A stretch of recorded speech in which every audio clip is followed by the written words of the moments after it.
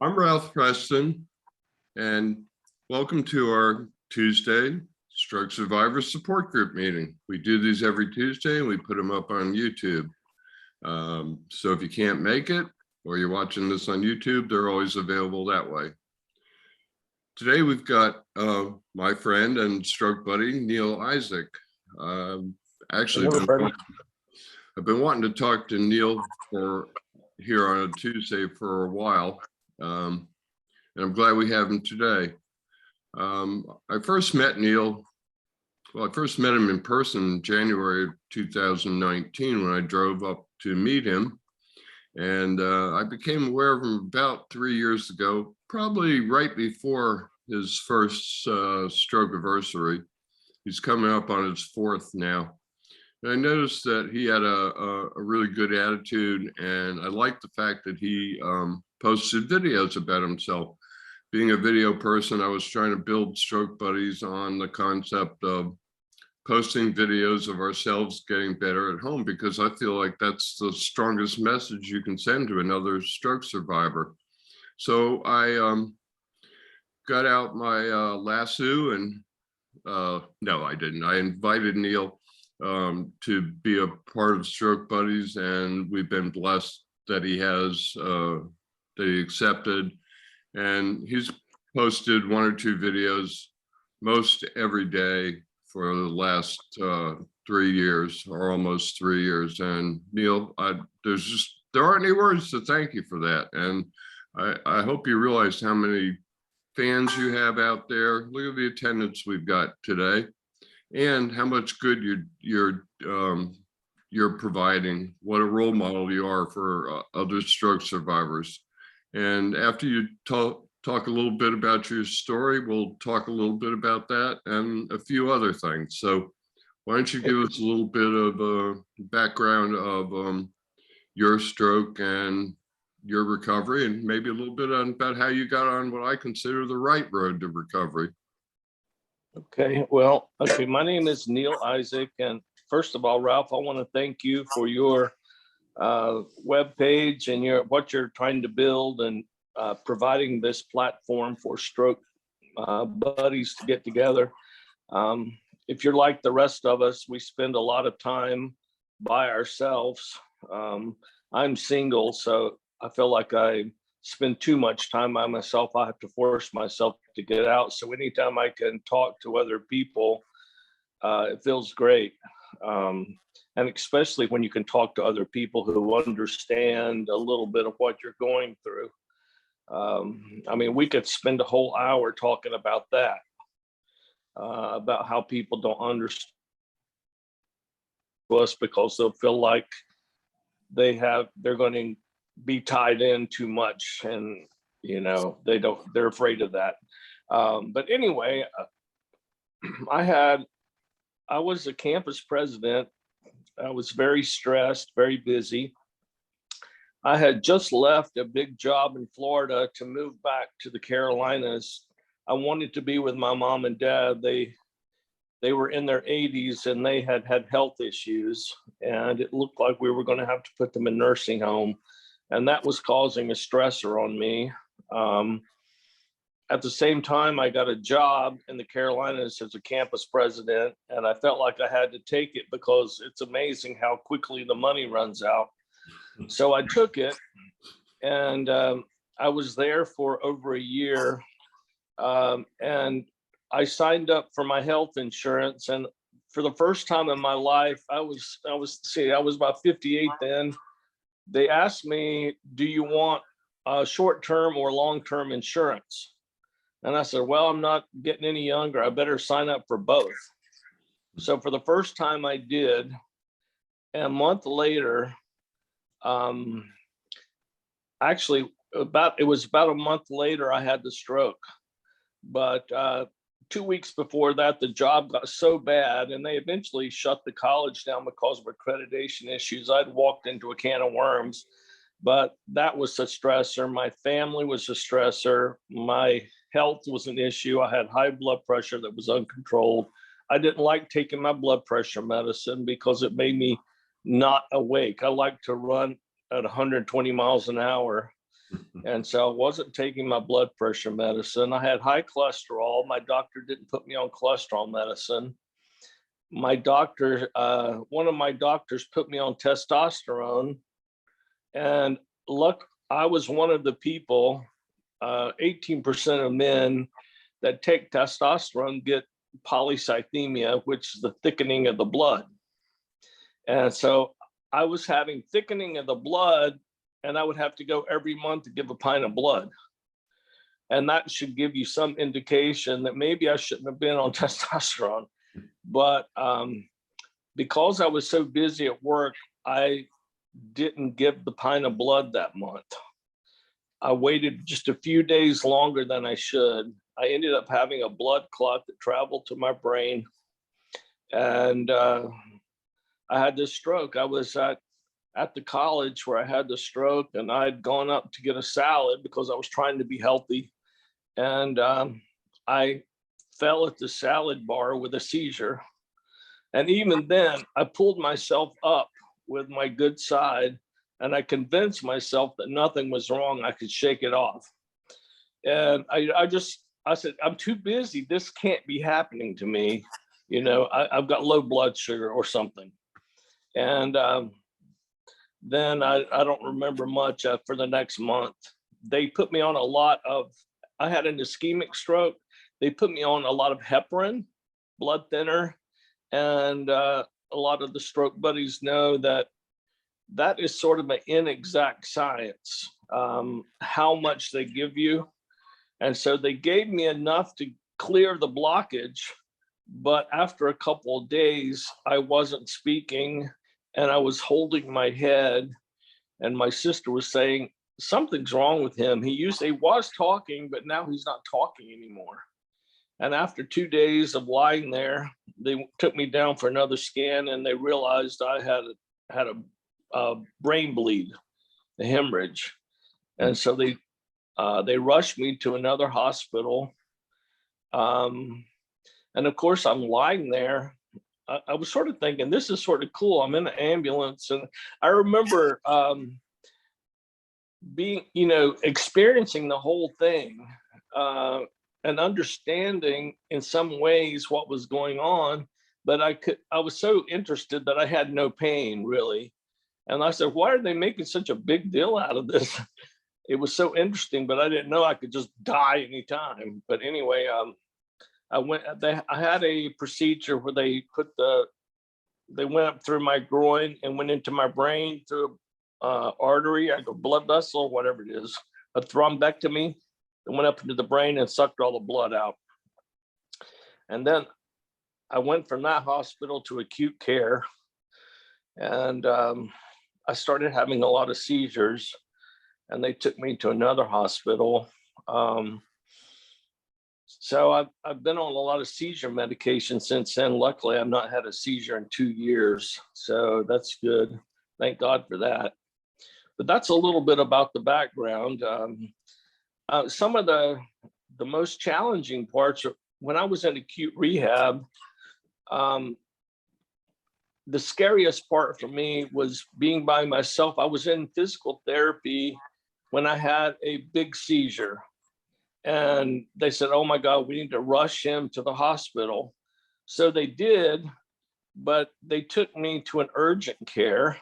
And I was on a gurney, and I looked around the room, and the whole room was filled with people waiting in line. It was a snowstorm, and I was in the middle of a snowstorm on a gurney, waiting my time to get into Charlotte to Carolina's Medical Center, and it took forever. And I remember not being able to talk, and there was only one lady working, and I kept trying to motion to her that I was freezing cold because I only had one sheet over me, and there was a blizzard outside, and every time they would open the door, that cold air would come in, and I was freezing cold, and I was thirsty. I was just so thirsty, but I couldn't tell anybody I was thirsty. I couldn't say anything then. And she kept coming over to me, looking down at me, going, what do you want? And I couldn't say what I wanted. And she would just walk away for another hour.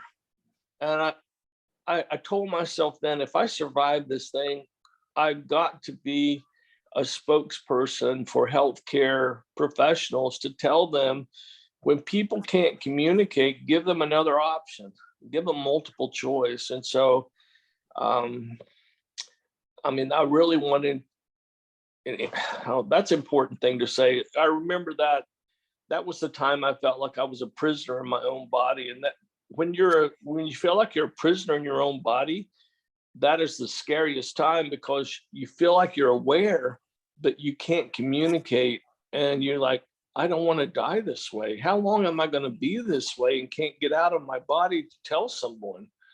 And so that's a little bit about my background. I went to acute rehab. I started getting a little bit better, had speech therapy, could talk halfway, even though I slurred and stuff. And that's when I learned that by singing, and I ended up going to a nursing home. They put me in a nursing home, and it happened to be the nursing home where my father was. And my mother had passed away during my stroke. And of course, I realized that. And so I went to be with my father. And that was a really good experience for me, because I had not really spent any quality time with him since I was a child. And so that was really a gift from God, that I got to spend that time with him in the nursing home. And in the nursing home, we sang songs. And so I started realizing, singing songs, all these people sitting around me, some of them had Alzheimer's and other brain disorders, and they could remember all the songs from their childhood, even though you would ask them their name and they wouldn't know their name, but they would remember every word to every song. And by singing, I started being able to speak better. So that's when I realized that there has to be something with singing that jolts speech. I don't know how it does it, but there's something to singing. So it's important to, if you can do music, to do music. If you can learn to read music from a sheet of paper, the research says that that's even better, because there's something that happens between the left and right hemispheres when you're reading and doing the rational left brain, and then trying to sing in tune and, you know, have a nice melody with your, or have a nice tone with your voice. That's creative on the right side. And it's one of the best things that gets both hemispheres working together. So that happened in the nursing home. I ended up with speech therapy, singing. I ended up getting my speech back pretty good. And then my biggest challenge has been walking using my right side. But I've slowly gotten my hand back. As you can see, my hand, I can move my hand. And my hand was dead as a doornail for like 3 months. And I did a lot of passive movement, you know, just saying, move thumb, move finger, talking to it and talking to each finger. And then I would do that every day. And then I realized my index finger was starting to move. And there were one or two that were moving a little bit. So somebody recommended getting a Sabo Flex. And that was an interesting device, because because I could move a little bit, I probably could move 15%. I put that on, and it was chained to all the other fingers. So if you can move one finger, it helped move all the other fingers. And so by doing that, somehow it just started getting my hand to move. And it took a while, but every day it would start getting better. And I realized that I could start holding my horn. And by holding my horn, it helped my shoulder, because I had to use my shoulder to hold the horn. And then I would get my finger movement. And because I loved playing, I would do all that therapy with the fingers, and I wouldn't even know I was doing it, because I would think about the music. And because I was reading from a sheet of paper, I was doing the left and right brain stuff all the time. So I would encourage people to do music, especially reading from a piece of music. And I was telling Ralph yesterday, I wish that I could teach people how to read music because it's not that hard. When we're younger, we just don't have the patience for it. How many of us take piano lessons and we drop out because we're bored and we want to go play? But it could be a really good tool if we had the patience to do it. So that might be something we can try to do.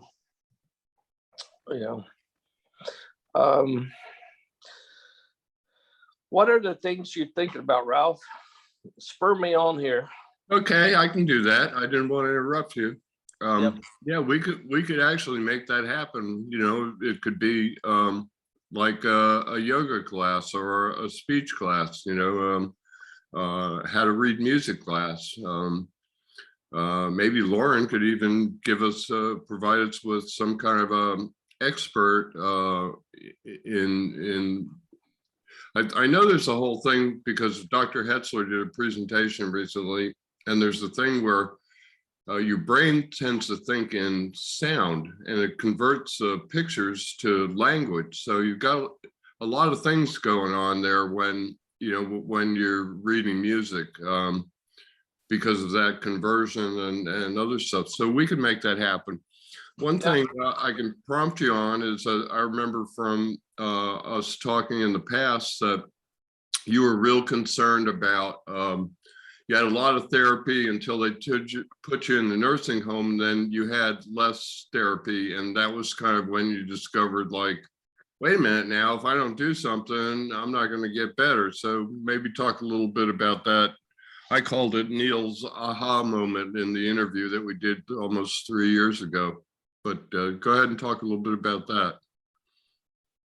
Well, there's therapy all around us, and really that's the best therapy. Anything that you can do in daily living that makes your life better by daily activities, that's the best thing. Because even if you can't, let's say you can't use your arm to turn on the light switch, well, start trying, and pretty soon you'll get it up there and turn it on.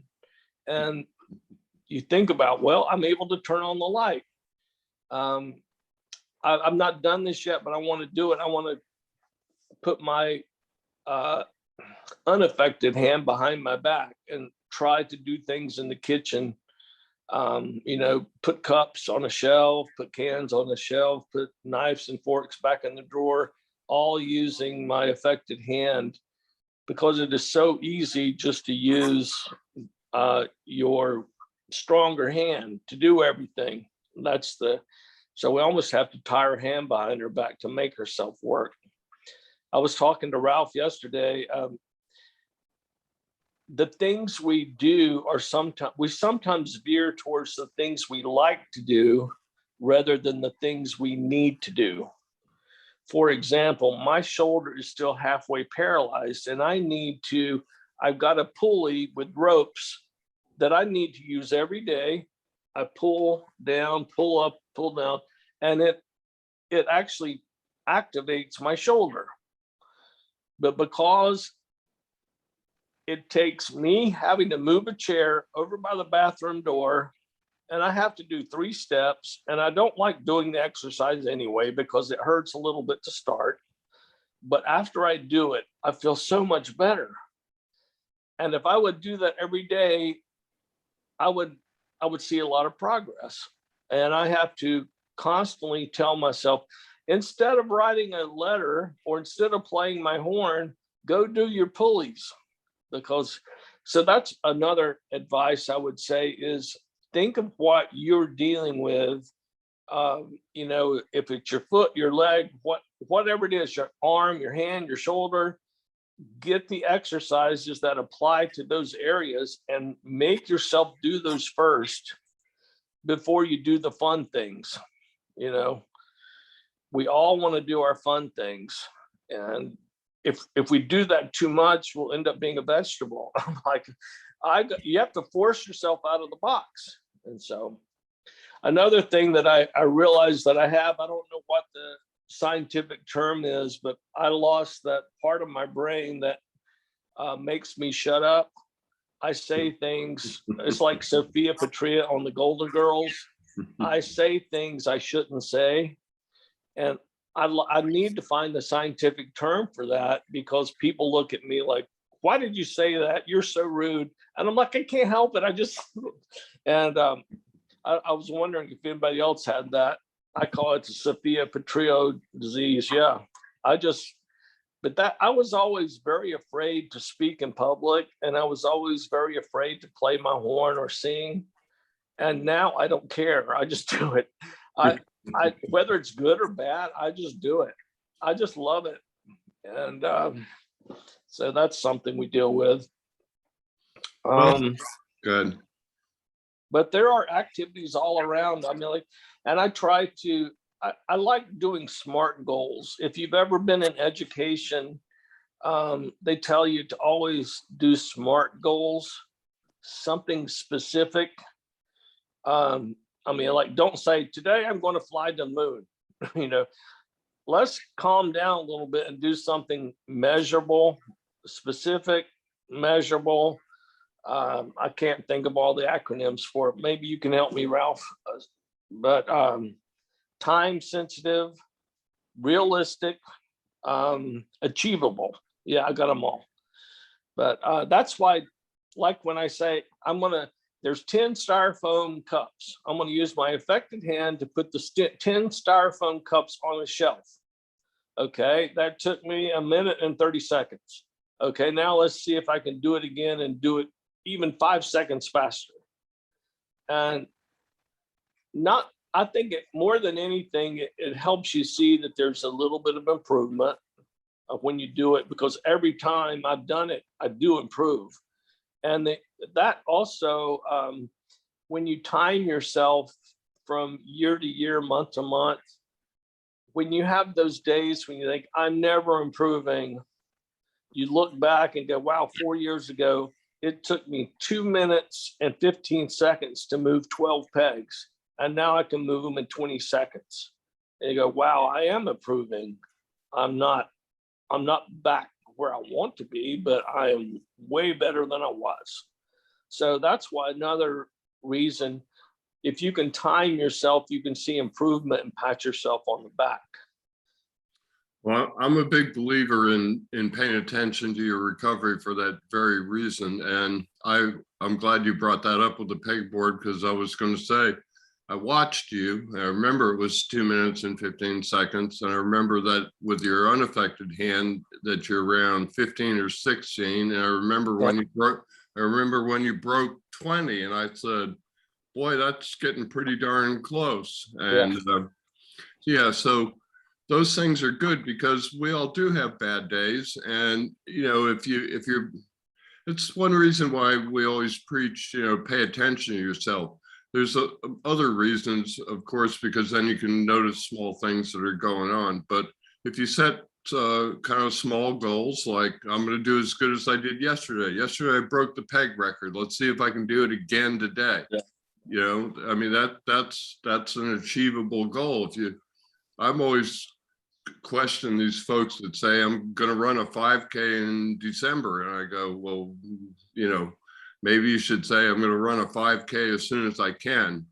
Because, well, you know, that's one thing.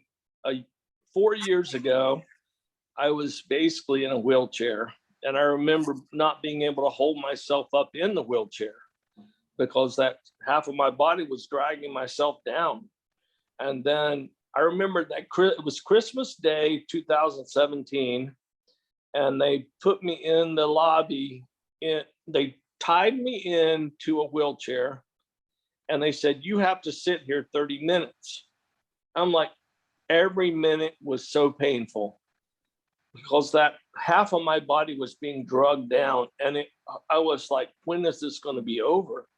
And one of the nurses came up to me and said, we're not doing this just to be mean to you, but if you don't strengthen yourself and be able to hold your body up, you have to do this, and you have to increase it. to get better. And I mean, they were lowering me into bed with a harness, the Hoyer lift, and I strengthened that. Then I was, slowly able to get onto a Hemi walker, and that was like 6 months. 6 months on the Hemi walker, and then I finally moved to a 4-prong cane, and I was in a wheelchair until October 2018, and both my parents were dead. I wasn't married. I had nobody to take care of me. I got out of assisted living. I went from nursing home to assisted living. It was costing me $5,000 a month on my savings. And I told my sister, get me out of here. I can live by myself, even though it was a 50-50 at that point. But I didn't want to lose the money. I mean, I needed to have some sort of retirement money. And so she took me out of the assisted living, and I stayed with her a month. And then I flew back to my condo in Fort Lauderdale, and we literally left the wheelchair at the airport. They got me onto the plane, and they put me in a wheelchair. And that, when I got out of the airport, that was my new beginning. I was by myself. I took a taxi to my apartment, and I was with that cane. And let me tell you, that was tough. I was living by myself in that condo, just walking, doing everything. I had a friend come over, and they helped me buy a shower chair, thank God. But just everything, just daily living was so traumatic. But I made it through. And if I had not done that, I probably would have relaxed and let other people do everything for me. But that 6 months was hell. But it was probably the best thing I ever did, because I slowly picked up my endurance. And then I slowly realized I just walked to the bathroom I left my cane in the bedroom. I walked to the kitchen, and now I don't use my cane at all in my house. I've not used it for over a year or two. But I only use my cane when I go out in public, because I still walk with a little limp, like I'm drunk. I look drunk. And so I use the cane so people won't think I'm drunk. And so they won't run over me, because people in crowds, when they're restaurants and they're crazy, they will just mow you over. But another thing I wanted to tell y'all is that especially during holidays, when we tend to spend so much time alone, and we can tend to get a little bit down. One of my therapies I try to do is, whenever you go inward and you get a little depressed, there really is only one way out of it, and that is to be thankful, and then to do the opposite of what you're feeling. So if you're feeling inward, that's actually a selfish feeling. So we have to think, well, if I'm thinking about myself and depressed, then I have to think of others. So this week I am doing my therapy, and I ordered on Amazon some Thanksgiving cards, and I use my affected hand to write the Thanksgiving cards, and now I'm delivering them in the building. And it gives me something to do, and helps me make friends in the building. But it's something positive I can do.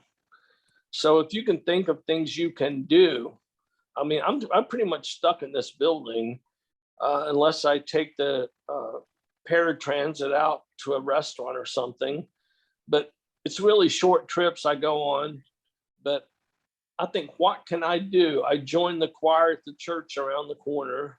So on Sunday morning, somebody picks me up, and I go to choir practice, and then we sing in church. And so that's, there's part of me that wants to watch CBS Sunday Morning, because I love that show. And it's so much easier for me to drink my coffee the perfect way. I have the coffee the perfect way, and I sit in front of CBS Sunday Morning and hear that trumpet call. I could just vegetate because that's my favorite TV show. But I also realize if I don't get out and socialize, it's going to affect my outlook. And so I forced myself to go out. I signed up for their Thanksgiving lunch next Sunday, so I would sit around and meet people. Because I think sometimes people are afraid they don't know how to approach us. When they see us, they're like, well, he wants to be independent. I don't want to say anything. So they don't say anything. They just sort of leave you alone. And it's very awkward. I just spend a lot of time feeling lonely, and so I have to force myself to. That's why I spend a lot of time on Facebook with the buddies, because it's sort of my life. It is my life now, and hopefully it won't be as much in the future as I become more able to get out more. But even for the rest of my life, I feel like God has spared me so that I can help others along the way. Ralph, I'm sure you feel that way too. And we all, like, why am I still here? I mean, my cousin, he's 63, he died of COVID. And I'm like, I'm 62 and I'm still here. Why is he gone? I'm not.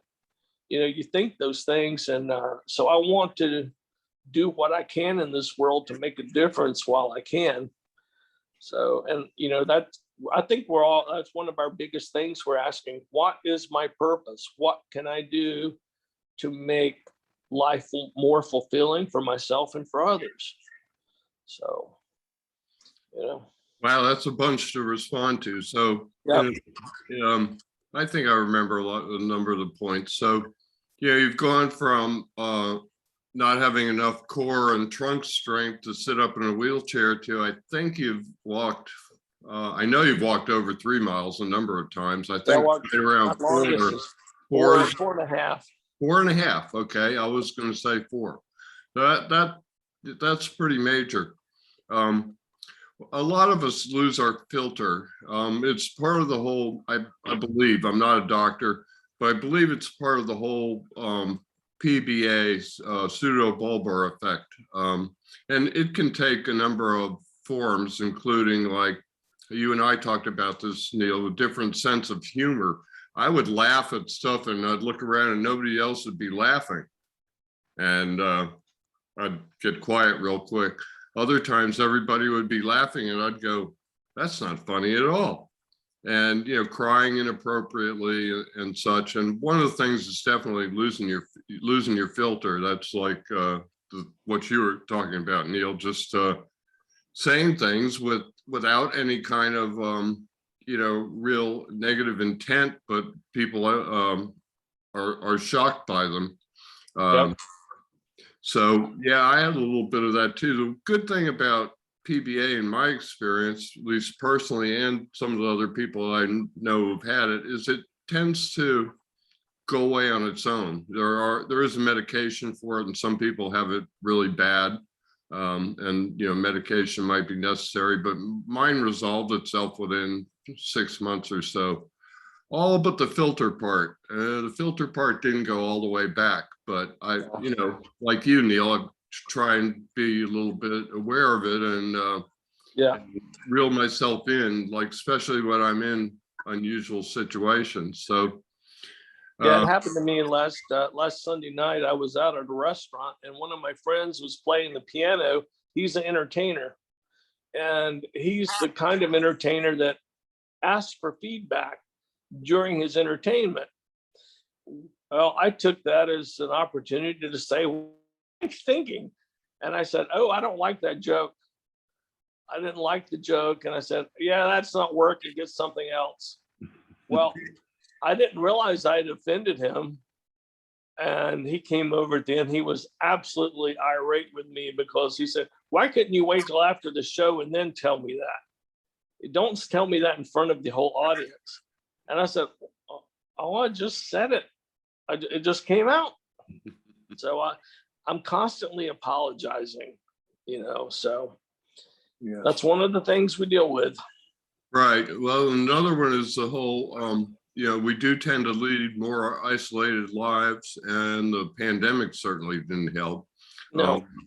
But it sounds like, I know you go to karaoke and other things because you're kind enough to post the pictures sometimes, and it's really important to build community. We're social creatures. When I left the rehab hospital, they gave me 5 things I should do. One was like eat better, 4 out of 5 of them I was already doing before the stroke. The 5th one was you need to make friends and get out and mingle with people because we're social creatures. And they actually said that people who, and this is true, people that sit around being lonely at home end up dying sooner. Yeah, they do. I mean, if dying isn't as critical as you get, then I don't know what is. So it's real important, and it's a challenge. Sometimes if you don't drive, you could drive, Neal, physically, except for the seizure issue. So I mean that's an additional cross for you to bear, in the sense like you have to have paratransit or Uber or Lyft or somebody. So it's hard for us to get out. It's hard to mingle. One thing that I think is unnecessary is a lot of people who have strokes don't want to appear in public. They think people are laughing at them at the supermarket. I hear that comment a lot. I don't think people are. I think people basically don't know how to deal with this, and they take that hands-off approach you were talking about earlier. They don't know what to say, so they don't say anything. Right. And you lose some of your friends after a stroke, and I think it's not because they're bad people or they weren't really your friend. It's that they don't know how to deal with you. So it's important to build community, and not a simple thing. I know you're not the only one sitting around feeling lonely sometimes, Neal. I think it happens to a lot of us. Dennis, At the same time, I enjoy living by myself, because I don't have to explain to anybody that I want to go take a nap. I don't have to feel guilty for that. So I just go in and take a nap. I talk to other stroke buddies that they feel a little bit guilty because they're taking a nap 4 hours after they woke up. Ralph, if I may. I was going to call on you, Dennis, but I didn't want to interrupt Neal. So go ahead. Neal, so much of what you said I could relate to. I mean, just 3 weeks ago, I left my home and my fiance, and I'm now living in an assisted living facility in a different state. And,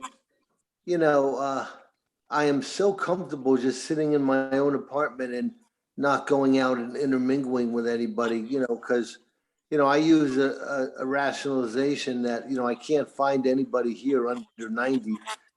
And that may be the case, but that doesn't mean that there's not a lot of people here I can go help.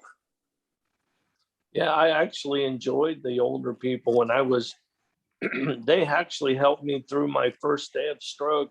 I remember going to assisted living, and I was at breakfast, and my first breakfast there, they put me next to a 97-year-old man and a 100-year-old man. And they go, "Why are you?" And they were both in good shape. And they go, "Why are you here?" And I said, "Well, I had a stroke." And they both started laughing. They said, "We both had strokes when we were 70, and we both had heart attacks when we were 84. So just do what the doctors say and you'll be fine."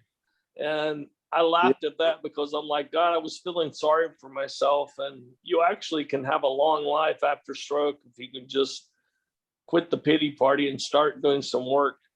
No, absolutely. I mean, I'll give you a quick example. The other day after lunch, I went out and walked out on the patio. They have an outdoor patio here. And there was some little lady sitting there who, I don't know how old she is. I didn't ask her. That would have been inappropriate. But she had to be, in her late 90s. And she's crying. And I said, "What's the matter?" I introduced myself, and I sat down next to her. And I spent an hour just talking with her. Yep. And she was so happy. She said, first she said, "You remind me of my grandson." And you know, but then I Yeah. realized, you know, I might have made her day, you know, or at least made her feel better for that moment anyway, just by spending some time talking with her. You know, and I wanted to go back to my room and put on Netflix and continue binge watching when I'm binge watching, but you know, so yeah, you know, it's human nature to want to isolate, and it's very dangerous, as you said. So I'm trying to force myself. I mean, but you know, they have bingo here and some stuff, but you know, nothing that, you know, really floating my boat, but I need to go down anyway, just to socialize and interact.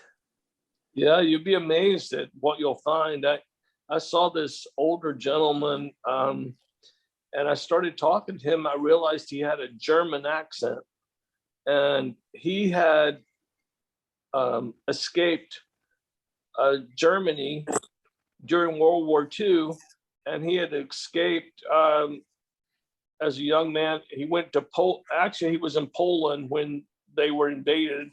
Long story short, he escaped and went to England, where he married his wife, and they moved to United States.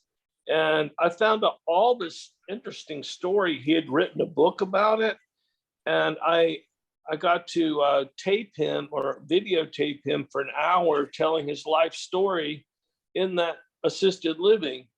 And I sent that to his son and daughter. He died a couple months after that. And they were so grateful that he got his story on videotape, just sort of like Ralph, what you did with my dad, you know, so.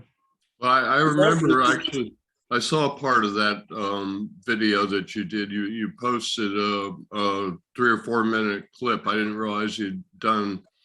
Yeah. Or I'm sure that his family was grateful, because I did 110 interviews with older folks who were born on the farm before electricity, and one of the things that we did was we gave one a DVD to the family, and most of those people are gone, and I know that that's a real treasure for the family. And I do have to say that I love Lewis. Lewis is Neal's father. He was quite he was a trip, as we would have said in the 60s. And I really enjoyed getting to know him, and I'm happy that we could do that little interview with him. In fact, I came back a second time, and I've just realized I'm getting caught up on my editing. I really ought to go back and pull some clips from that second interview that we did.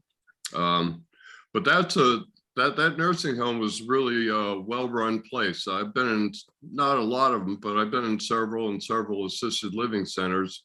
And those people at that particular facility had a different attitude than a lot of people. They were very welcoming. They seemed to be a level of care about the people that were in their charge that I didn't see at some other places. So both you and your father, and I think maybe your mother was there, I'm not sure. You're lucky to have such a place nearby.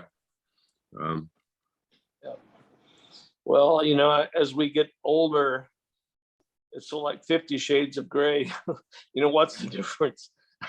Well, you know, someone might be 90, but you sit there and talk to them, and after you start talking to them, you realize, God, they're just like me. You know, they have the same feelings and everything. I saw a great T-shirt once that said, "Inside every old person is a young person saying, 'What the hell happened?'" Yeah. I like that one. Yeah, because we're all, yeah, I still think I'm 31. I picked 31 because of a famous author. When I turned 60, we had a birthday party with my brother-in-law, whose birthday is 2 days apart, for 2 days off from mine.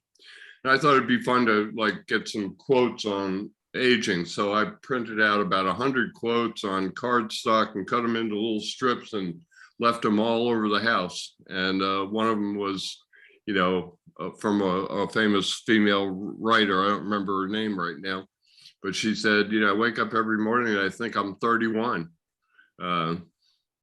So I think that happens to a lot of us. So here's something to talk about, to just go off on a little bit of a tangent. You mentioned, yeah, that I felt that I probably felt like you, that I had stuff that I could do with my life to pay it forward, if you will. I think it's kind of interesting that so many stroke survivors want to help other stroke survivors. I guess I didn't realize it until I formed the Facebook group. And then after the Facebook group took a turn towards the community that we have now, and I think that our group is different than the other ones out there. I run another one that's not the same. I used to try and make them both the same, but I don't have enough time and energy to do what I do in Stroke Buddies over in Young Stroke. So I've just realized, I don't even know, I would have to guess somewhere close 30, 40, 50% of stroke survivors want to give back. And that's what we've got going on at Stroke Buddies. We recruited a bunch of people. Thank you very much, Rebecca, if you're still here. Yes, you are. And you know, they come in and they find a different culture, that, you know, they find people helping other people. And I'm a big believer that people will rise to the occasion, that people will respond to the culture around them, that people want to be around positivity, not negativity. So that's kind of what we're doing. What do you think about, why do you think so many people want to pay it forward, if you will, or talk a little bit about why you want to pay it forward? Well, I think that part of mine is the stage of life I'm in. You know, Eric Erikson, the great sociologist, said the stages of a man's life. They say when you get into your 60s, you start wanting to give back anyway. So that on top of, you know, I had a very busy job and I was working at a university where I knew that I was making a difference by, you know, I was hiring the teachers. So if I didn't hire a good teacher, I knew that that would impact the teaching and what the students were learning. If we didn't get the kids jobs, et cetera, et cetera. And so I knew I was making a difference if we did community service and so forth. But after the stroke and I spent so much time alone, I want to know that I'm doing something that makes a difference, you know, because my whole life was like that. And now it's more of a challenge. So I go, what can I do? Okay, well, I live in a building. It's got 185 units. And there's a lot of elderly people here that are almost shut in. So I deliver lollipops to them, or I'll deliver cards, or I'll go say hello and meet them and talk to them. And I'm like, well, I can do that.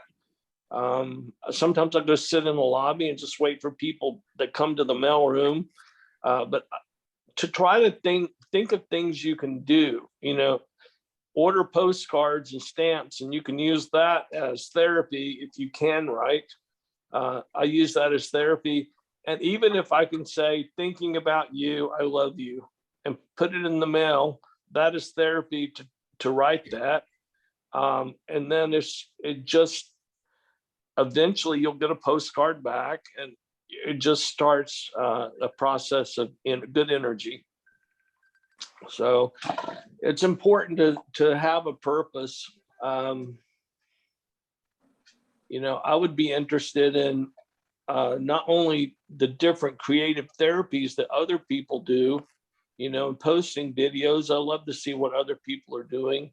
But if you are doing something purposeful in the community, or, you know, on a limited basis, post it. Tell us what you're doing that might give ideas to other people, because I want to do more. At the same time, it's a challenge too, because you know, people have disability, and sometimes working or something. I'm not talking about working for pay. I'm talking about maybe doing something that takes 5 minutes, maybe making a phone call to someone, a neighbor, just to check and see how they are, or something like that. So. Well, I'm here to tell you, you make a difference. You know, people look forward to your posts. When I advertised this meeting, I got a number of comments that said, oh, I really look forward to Neal's posts every day, and I'm going to make sure I'm there.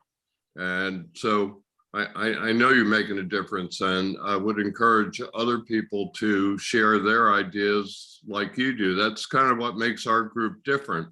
You go to any other group and you don't find the videos of people getting better at home. Like I've said a number of times, I think that's the absolute most powerful message that you can give to another stroke survivor, you know, because it sends a message. Well, yeah, if Neal can do that, if you can get up every day and do that, put those styrofoam cups back up on the shelf again, you know, I can do it too.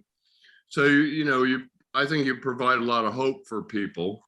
And I think it's pretty remarkable that you've come from not being able to hold yourself up to walking 4.5 miles, you know, limp or no limp. You know, I've got a little bit of one. So, you know, we just keep on keeping on. But, you know, you come into Stroke Buddies, and because of you and a number of people, David Lauderdale's back today. And we have a number of new people. Like I said earlier, people will respond to the positivity and the culture around them. So they come in, they see people helping, they see videos posting. We have new people posting videos. Look at Bob Anderson, for example. Better be careful because I'm going to leave somebody out, and certainly that's not my intention. But it's just, you know, you go to another group, you won't find the videos. You come to Stroke Buddies, and about every other or every third post at least is a video, and people ask real questions. And, you know, I don't do anything to get rid of pity parties or anything. We don't really have them. In fact, when we have some negativity, actually trying to address it head on. Does anybody have any questions? Yeah, that's a good thing to do. Good one, Neal. Let's open it up to other people. Anybody? I have one. Yeah, okay. Sure, Wayne, go ahead. Good to see you here. Neal, Yeah. are you a tenor or a baritone? Because I keep hearing that in your voice. I'm really a baritone. Right. I'm really a baritone, but in church choir, they never have enough tenors. So I always am forced to sing tenor. Yeah. Mhm. I knew it. It's like me. When I got forced to be the catcher in baseball and the goalie in soccer if I wanted to play. And Ralph, are you going to grow back your mustache? Am I going to grow back my mustache? Yes. I don't know. I shaved it off about a year ago for a picture that I never took. I have this picture of me, and so I'm looking at the San Francisco bridge there. I have this picture of me taken on the far side of that bridge in San Francisco, and I'm wearing a certain favorite shirt that I've actually never worn because I didn't want to wear it out. So I have it 27 years later. So I was going to recreate this picture wearing this shirt at the beach here, different background, but I don't know what. I was going to do a 27-year Facebook challenge because I figured nobody would have the same shirt. And I got a thing with shirts, Lauren, but you know that. So I looked at that picture, and it didn't have the mustache. So I shaved it off for the picture, and then it got too cold, and the person that was going to do it for me, we let it go because it got to be winter, and I just have never grown it back. I don't know. So I don't know the answer to that. Yeah. I haven't in a year. Anybody else got anything? I have a question. Sure. I watched Neal's videos before the meeting today. And in the video on getting started, he said, I wanted to get my recovery going because I wanted to have, I wanted to be able to be functional when I was in my 60s and my 70s. Well, I'm 76. Yeah. 75 years old when I had my stroke. I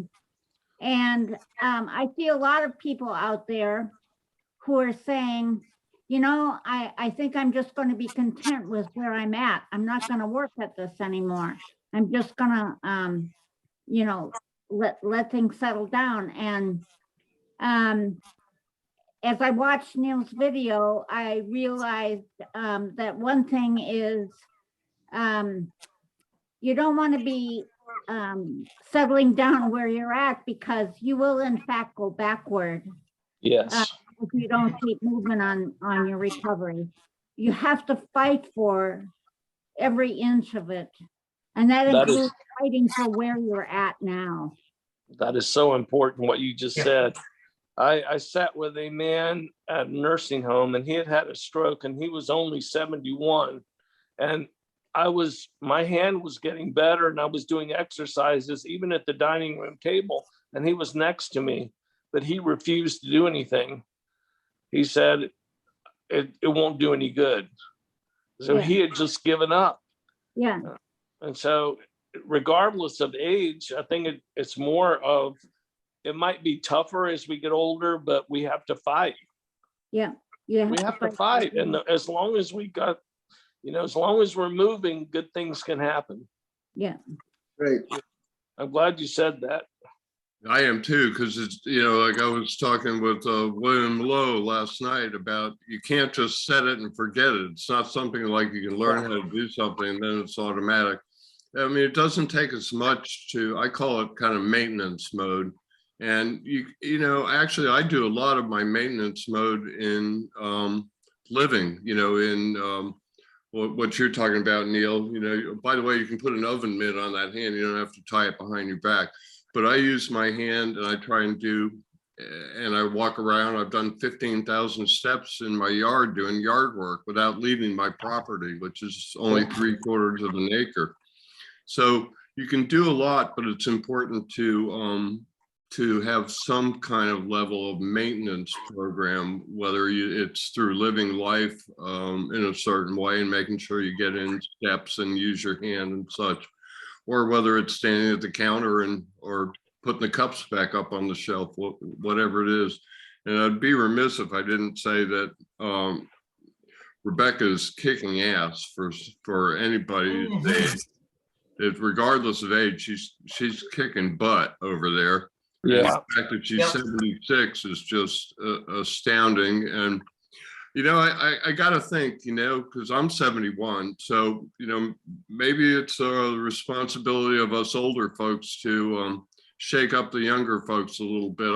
I hope that when they see me doing my what I call parlor tricks, or Rebecca letting go of the treadmill, that they have to feel, I hope they feel, well, I'm 35 and she's 76. My God, if she can do it, you know, what excuse do I have? That's how I feel.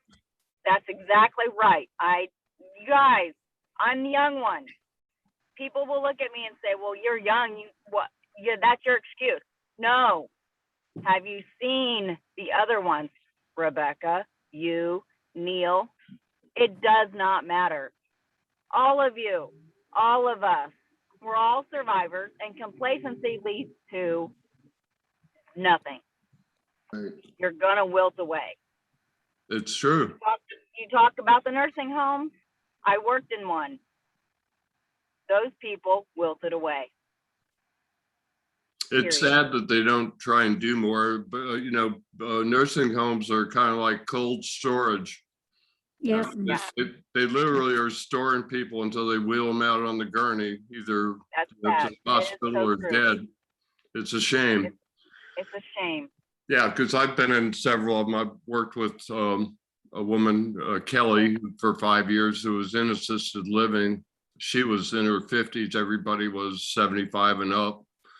That makes that whole community thing difficult.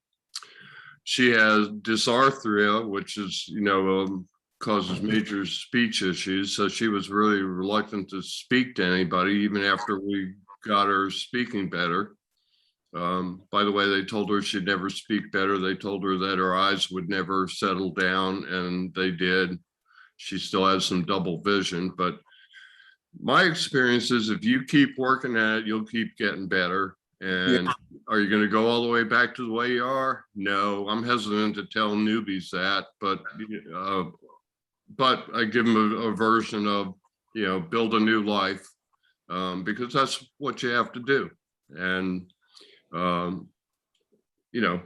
Rebecca's living proof that if you put in the time and effort, you will see the results, and it doesn't have anything to do with age. It has to do with attitude and effort. And one of the things that we're trying to do in this group, in this community, is get a more focused approach, because I see a lot of people who are actually putting in the time, but they don't teach us at physical therapy, like the reasoning, the logic, the neuroplasticity, the stuff behind what we're doing. It's kind of like, well, just do this, and because they know that we're there short term.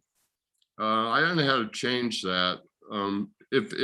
If therapists knew we were going to be around for a while, I think that they would have a different attitude and approach towards us. But they know ultimately that we're short timers because of the way the insurance system works. Yeah, they maybe would have a different attitude, but I don't think there's an easy fix because of the way the system works.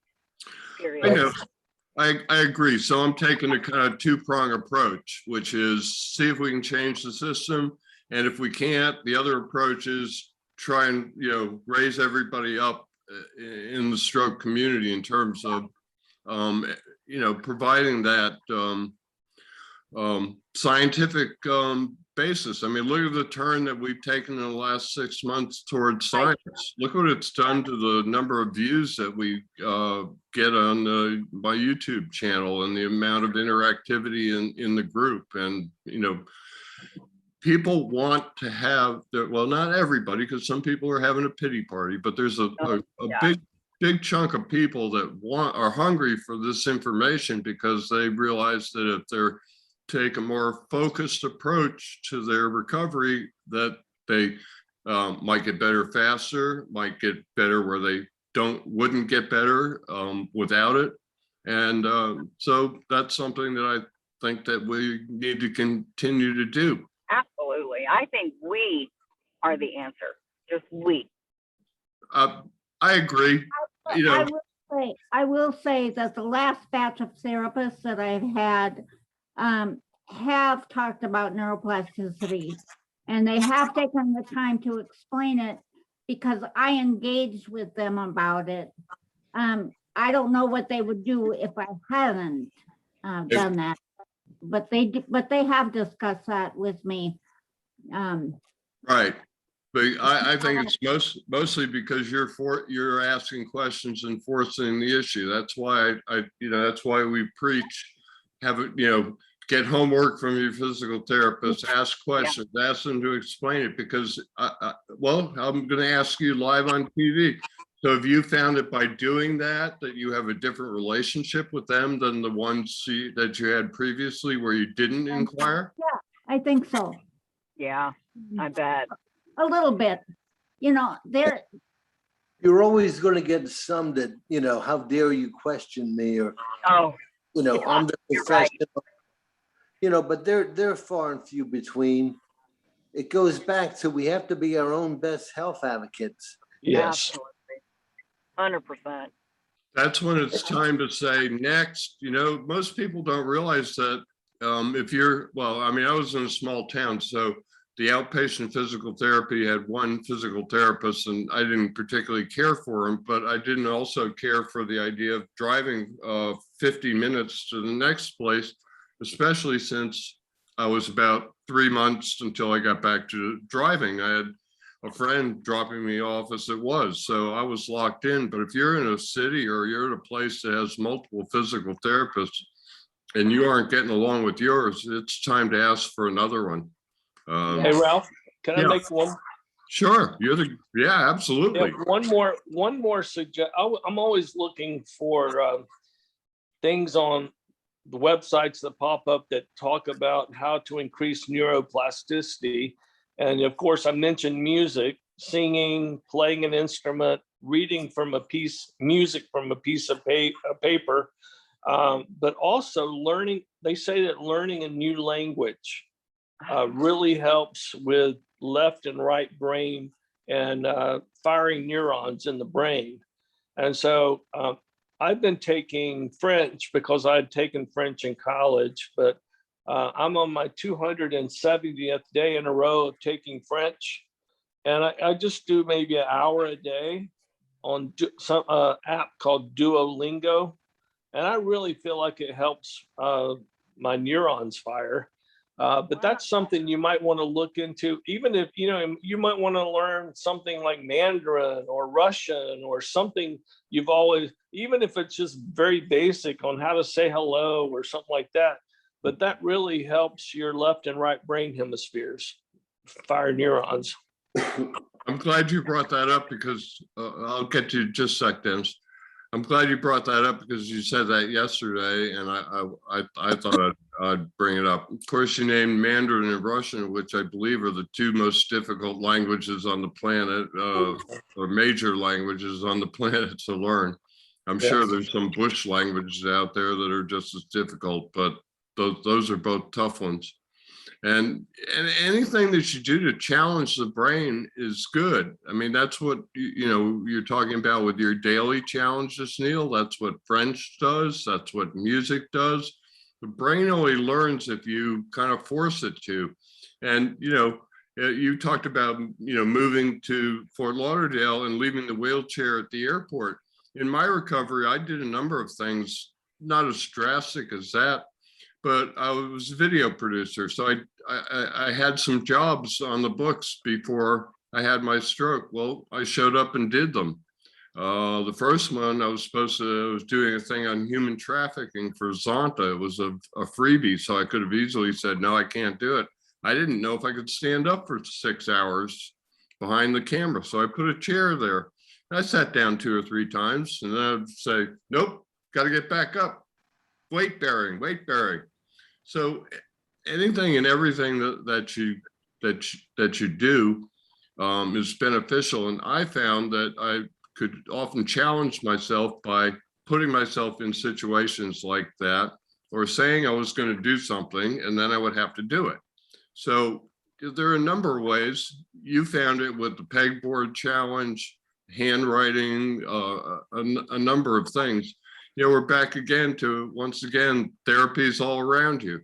It's funny how that's become such a catchphrase in our community. I don't think I made it up, but I specifically remember, and I told you this yesterday when we were doing that first interview, and I was trying to figure out the questions to ask you so that I would get the answers. I felt like you had a very similar attitude and voice as me, and I was the only one shouting at that time. So I wanted somebody else to be shouting these same messages.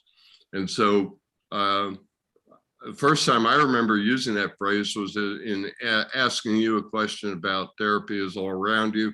And, really, it came from, I can start singing the 12 Days of Christmas and watch you flipping the light switch and pushing the microwave and, the 12 things that Neal did. For people who don't know, about a year after his stroke, would be a year and a month, Neal did the 12 Days of Christmas challenge.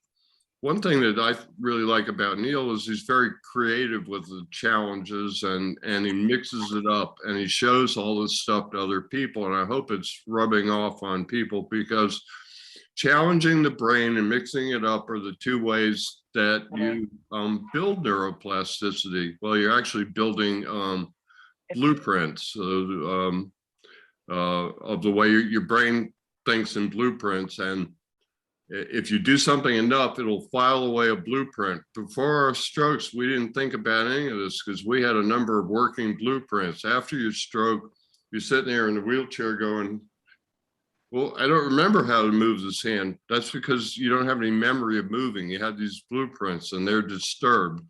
So if you can mix it up and challenge the brain and also do certain things repetitively enough, then you can start to build these blueprints back. And one of the things we were talking about last night was I found that I could make, I think that the brain has the ability to do little blueprints and then put the whole thing together, because when I was walking, I walked on my heels, and that solved my whole heel toe pronation thing. And I had a blueprint for that, and I never again really thought about that part. I had other parts of my gait to worry about. Same with that little kick you do when you bring that foot off, you know, when you throw that foot forward. There's just a little teeny kick you do, and that was hard to get. So I worked on that. And once I got that down, I never had to think about that again. And so you can build little pieces of like an overall gait blueprint, and then your brain will actually put them together. So don't get discouraged. It takes a while. You know, the only thing we can do is keep at it, do our best, try and learn how to take a more focused approach and keep at it. I remember working with a physical therapist during the pandemic, and that was when I was walking about a mile a day. And I said, I want to be able to walk more and better. I said, how can I do that? And he goes, more walking. He said, that's the only answer, more walking. I would disagree, because I think you can work on the parts of walking. I actually, about 3 years ago, talked to somebody. I coach a lot of people through Messenger, and I had this guy who was young, and that helped him. But I said, he kept trying to walk, and I said, you got to be careful. If you're not walking right, you can reinforce bad habits. And I found that bad habits are harder to get rid of than to get things going in the first place. I don't know about other people, but that's been my experience. So I convinced this guy. I said, you want to try and experiment? He said, sure. I said, don't intentional walk for 30 days. Do these exercises, all the pieces that, you know, I had him doing: dorsiflexion, heel toe pronation, building up his upper leg. And of course he walked because he had to, you know, go to the bathroom and go to the kitchen, get a meal and a drink out of the refrigerator, but he did an intentional walk. And at the end of that period, he said his walking was greatly improved and he hadn't really walked. I think that a lot of times physical therapists push the easy button. We got to get them to stop shopping at Office Depot. That was a bad joke. Anyway, Dennis, I think you were going to ask something, and then we'll wrap this up. I don't want to keep Neal too long. He's got therapy to do. Thank you, Neal. Okay. Yeah, well, I would second and third and fourth that. Thank you, Neal, for coming today, for being who you are, for being an example, for posting all your posts and encouraging people. I think you're doing a fabulous job, and I think you're really a key member of our little community. And I love watching you get better. I love the ideas. I was gonna say crazy, but they're not crazy. They're creative. I love the creative ideas that you come up with, because, you know, one of the things that is often overlooked is having fun. And you were talking about it a little bit when you were talking about playing your trumpet, because you get engaged in something that you like and you don't really realize that you're doing physical therapy. That's how some of those computer games and gloves and things that you do along with something work. They engage you in the activity and you forget how long you're doing it. You're not thinking like, oh, I don't want to go over and get in that chair and pull my arm up. You know, you're doing something that you enjoy, and I think you end up doing it longer, which is always good. So unless anybody's got anything else, I'm gonna I'll wrap this up. All right. Thanks, everybody. Happy Thanksgiving. Same to you, Neil, and thank you Yes, again for yes. appearing. Yeah. Okay. We value you. Bye-bye. All right, bye-bye.